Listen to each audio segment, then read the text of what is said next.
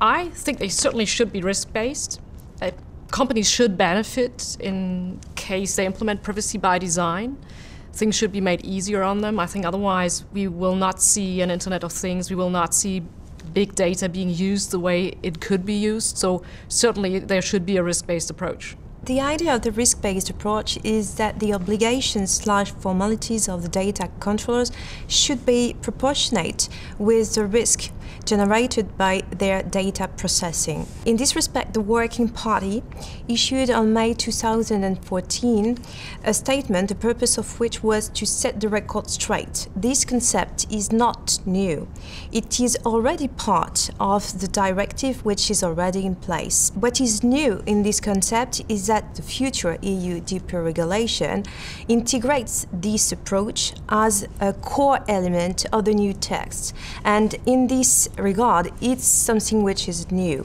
But indeed, everybody agrees on the fact that the obligations and formalities of the data controllers must be proportionate with the risk at stake. On the other hand, everybody agrees also on the fact that whatever is the data processing at stake, the rights of the data subjects must remain the same.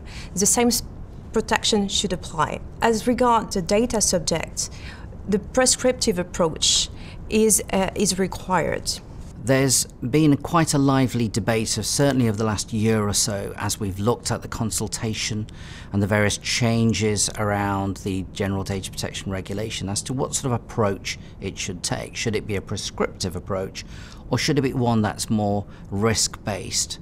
The tension that we have is, on one hand, the European system of law is very different to the system of law that we have in the UK, and it's the age-old differences between a common law system and a civil code system. In the UK, we're very much used to a risk-based approach, and much of the way in which the current data protection law in the UK is drafted also encourages a risk-based approach. And we see that, for example, in the 7th Data Protection Principle and the way it focuses on data security requirements.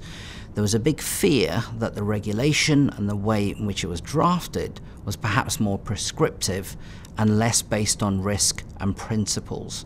It's very encouraging to see that some of the more recent debates, some of the more recent views that we've seen from various chambers and various parts of the consultation process have encouraged and have seen more risk and principles-based drafting seem to appear in the various iterations of the consultation process.